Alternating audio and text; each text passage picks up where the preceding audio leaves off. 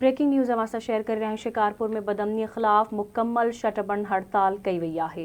All small traders and cottage welfare association जे सॾ ते कारोबारी मर्कज़नि जी तालाबंदी कई वई आहे। शहर जा मुखिया कारोबारी मर्कज़ लखीदर, भिटाई बाज़ार, ढक बाज़ार समेत तमाम मार्केटुनि जा दुकान बंदि कया विया आहिनि।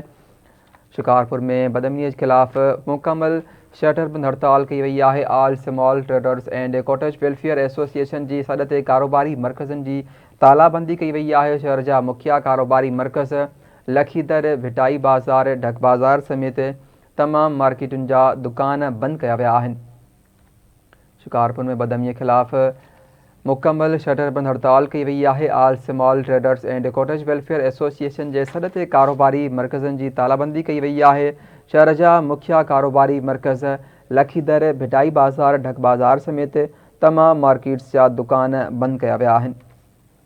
एक भेरो ॿीहर अवांखे अहम ख़बर खां आगाह करे रहिया आहियूं। शिकारपुर में बदअमनी ख़िलाफ़ एहतजाज कयो वियो आहे। मुकम्मल शटरबंद हड़ताल कई वई आहे। All small traders and cottage welfare association जे सॾ ते कारोबारी मर्कज़नि जी तालाबंदी कई वई आहे। शहर जा मुख्य कारोबारी मर्कज़ लखीदर, भिटाई बाज़ार, ढक बाज़ार समेत तमाम मार्केटुनि जा दुकान बंदि कया विया आहिनि। इन हवाले सां लाइन ते मौजूद आहे शिकारपुर मां रशीद जामरो। जी रशीद, कहिड़ा तफ़सील आहिनि?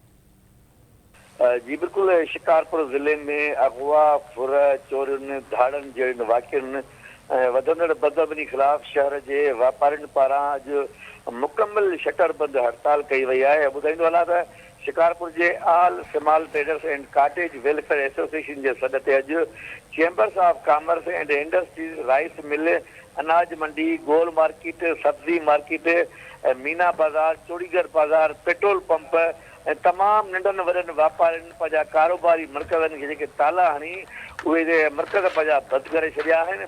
ऐं वापारियुनि जो चवणु आहे त वापारियुनि सां गॾु हिते आम माण्हू बि महफ़ूज़ न आहिनि। एतिरे क़दुरु शहर में ख़ौफ़ आहे जो को ख़रीदार मार्केट में अचण लाइ तयारु न आहे।